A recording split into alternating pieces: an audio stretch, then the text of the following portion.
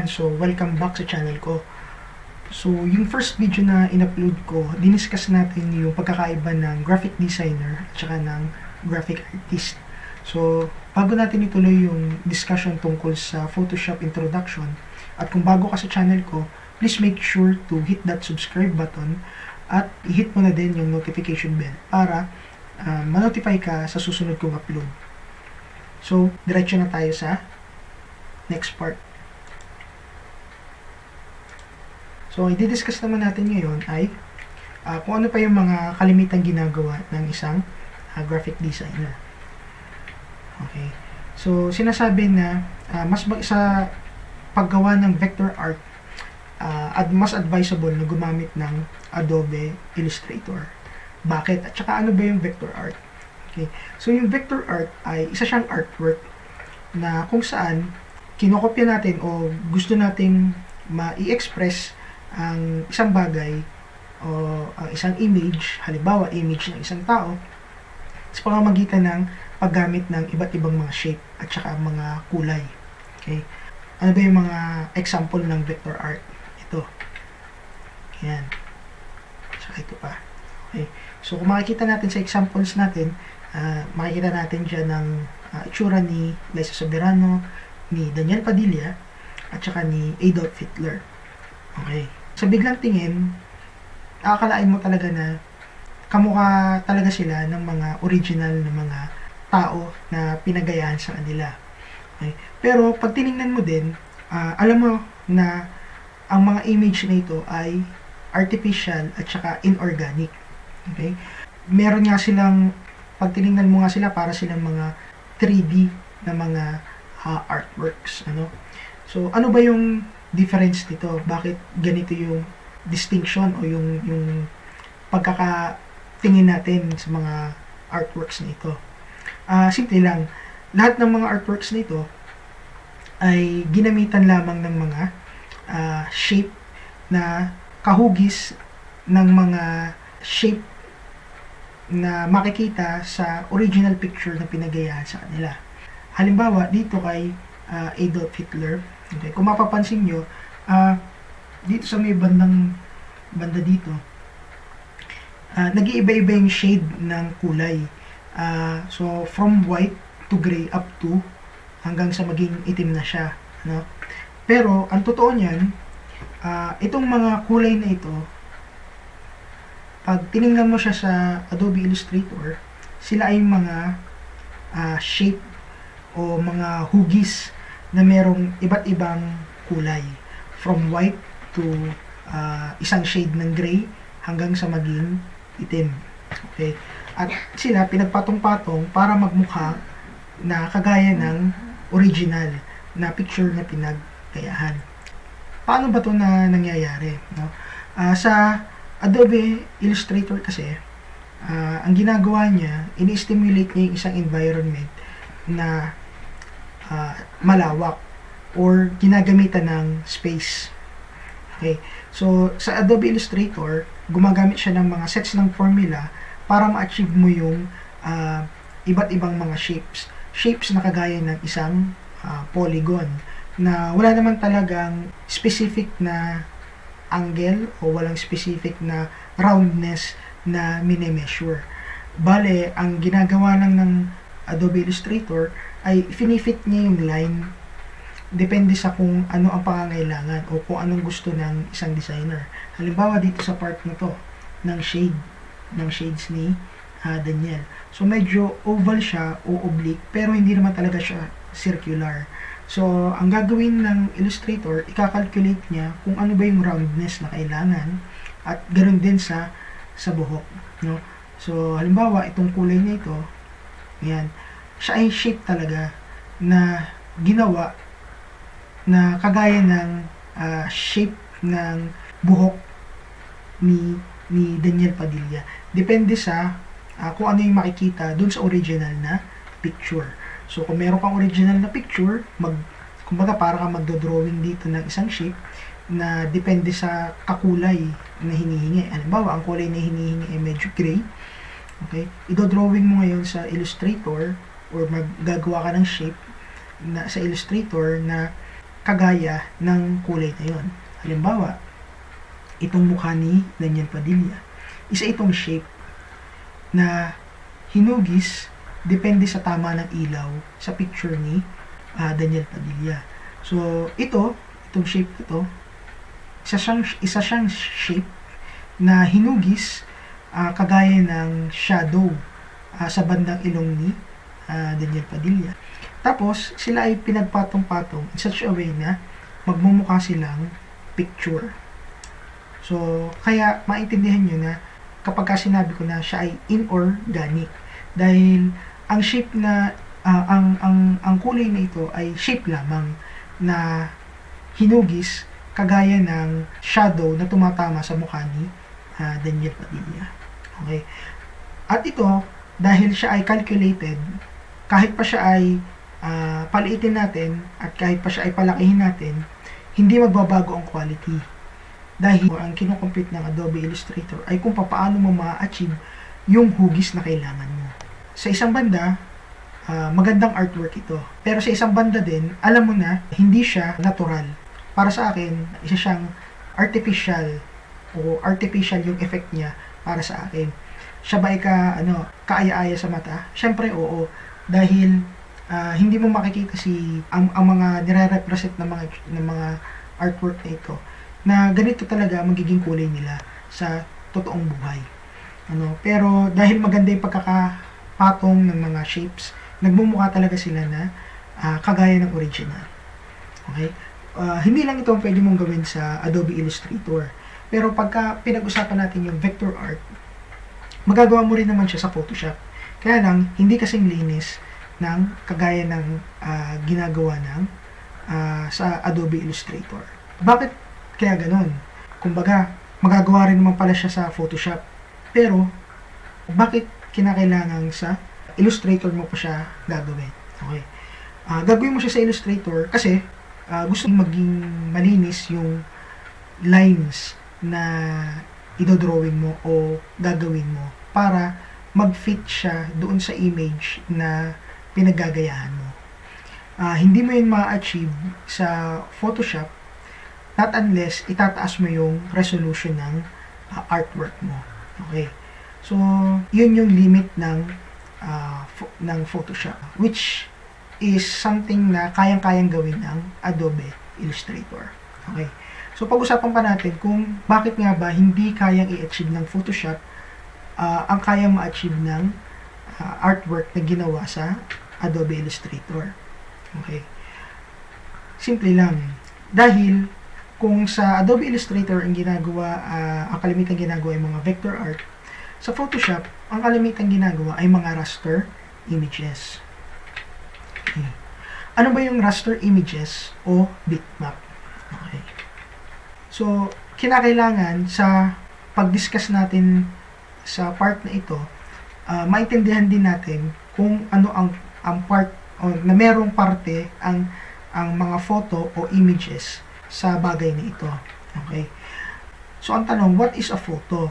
So, kung kayo ay nakakita na ng printed na litrato, usually, lumalabas siya sa ganitong rectangle. Okay? Kung mapapansin nyo yung example natin, itong rectangle na ito, meron siyang mga squares sa loob. Bakit siya merong mga squares sa loob? Okay? Itong rectangle na to, para mas maintindihan natin kung ano ang image, tingnan natin yung side na to. Okay? Ito ay horizontal. Vertical. At itong side na to ay horizontal. So, pamula dito pataas, pamula dito papuntang kanan. Pamula dito pataas, imagine natin na merong tayong unit of measurement. Pwedeng millimeters, pwedeng inches, pwedeng centimeters. At ito ay 0 pataas. At ito naman ay 0 pa kanan. Same din. Halimbawa, ang ginamit nating unit of measurement ay inches. Halimbawa lang, from 0 hanggang dito ay 3 inches. At pamula dito hanggang dito ay 5 inches. Okay? So, bawat mark na nilagay natin, guguhitan natin siya ng linya din. Kung i-imagine natin yung linya na yun, pataas, pababa, makakabuo tayo ng mga squares. At yun yung nire-represent ng mga maliliit na squares na yan. Okay. At kapag ka pinagduktong-duktong mo yung squares na yan, makakabuo tayo ng rectangle. Kung puputulin natin yung count natin mula dito hanggang dito. Okay. Ngayon, yung mga maliliit na squares na yan, sila ay may unit of measurement. Ngayon, itong mga squares na to na may unit of measurement, pwede rin natin siyang ihalin tulad sa mapa. Dahil, pagka meron kang line, meron kang isang point na gustong puntahan, pwedeng ituro, pwede mong makita sa mga shape na to. So, parang mapa, longitude at saka latitude. Okay. Ganito yung prinsipyo na ginagamit ng Photoshop. So, magkakalculate siya horizontally at saka vertically, or hahanap siya ng width at saka length. So, ikakalculate niya yon. Ang tawag ngayon dito ay isang canvas. Yan ang kalimitan na nakikita sa Photoshop. Yung blank na canvas. Ito yung unang-unang kailangan mong makita o matutunan sa Photoshop. Kung ano yung blank na canvas. Para mapadali, yung raster image, isa siyang blank canvas na merong certain unit of measurement na magre-represent sa length at saka sa width ng isang artwork. Okay? Yun. Pag sinabi mo namang bitmap, ibig sabihin, ang tinutukoy mo ay yung mga lines or yung squares sa loob ng isang raster image na nabuo dahil pinagduktong-duktong natin yung bawat unit of measurement. Halimbawa, 3 inches, 3 inches pataas, 5 inches pakanan. Okay? Tapos pag pinag-intersect natin yung mga line, makakabuo tayo ng maliit na map. So, pwede rin natin sabihin na yung isang square, ang tawag sa kanya ay bit. At dahil madami sila at nagre-resemble sila ng isang rectangle, pwede natin sabihin bit map. So, ito ay hindi present sa Adobe Illustrator. Dahil sa Adobe Illustrator, ang kinakalculate niya ay space. So, hindi niya kinakalculate yung point o yung bit o yung raster sa isang canvas. Okay? Dahil din sa bitmap na ito o sa raster image na ito, okay, nakaka-experience tayo ng pixelated images. Okay? Dahil kapag dumaan siya sa Photoshop o sa kahit na anong image editing tool, ang automatic gagawin niya ng isang image editing tool ay gumawa ng isang bitmap o isang raster image or isang canvas na pwede mong pagpatungan ng image mo. Yan. Ang idea ng isang photo, isa siyang mapa ng mga bit o ng mga squares, depende sa unit of measurement na gagamitin mo. Tapos, sa bawat bit na yon, ipaplat ng image editing tool ang bawat kulay na nakikita niya sa photo. So, ibig sabihin, pag tinuro mo yung t-shirt, halimbawa dito, t-shirt na color black, lahat ng black part dito sa image na to ay may kanya-kanyang bit. Depende sa unit of measurement. Kaya, kapag sinubukan mong kuhanin lamang yung part ng black dito sa image na to, o kaya naman gusto mong kuhanin o gusto mong tanggalin yung white part, yung mga clouds dito sa image na to, ang tatanggalin mo ay squares o bit. Depende sa unit of measurement mo. Pwede millimeters, pixels. Okay. At pagka tinanggal mo yun, ang marirecognize ng Photoshop ay tinanggal mo yung bit. Tatandaan mo, yung bit na tatanggalin, square yon dahil meron kang width at saka length. Na kapag ka pinag-intersect mo yung mga lines, makakabuo ka ng squares. Ibig sabihin, sa pagliit din ng unit of measurement na gagamitin mo, sa pag-unti rin ng squares. At pag umunti yung squares, pag-unti din ng dami ng kulay na pwede mong i-plot sa iyong mapa o sa iyong canvas. Okay? Kaya nga, kahit na gaano ka taas ng quality ng camera mo, kung mababa naman yung bitmap o yung dimension ng width at saka ng length mo sa iyong bitmap, pag ipinalat siya ng image editing tool, pwede siyang maging blurred.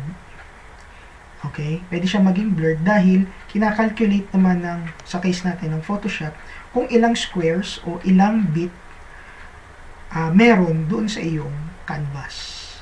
So, hindi masusunod. May instances na hindi masusunod ang image at ang masusunod ay ang canvas mo o yung bitmap mo. Okay? O yung bitmap mo. Okay. Pero para lang maging politically correct, pag sinabi mong bitmap, pwede siyang sabihin na siya yung image. Dahil nakaplot dyan sa mga squares kung ano yung respective na kulay na papatak doon sa bawat square. Kaya nga map siya. Yun yung kaibahan ng Illustrator sa Photoshop. Sa Photoshop, may chance na maging blurred or pixelated yung image dahil sa bit sa bitmap or sa bit na kinakalculate ng Photoshop sa canvas, unlike sa Illustrator na ang kinakalculate niya ay space at gumagamit siya ng formula para makuha yung shape na kailangan mo. Again, kung bago ka sa channel ko, please make sure to hit that subscribe button at i-hit mo na din yung notification bell para pag na-upload ko na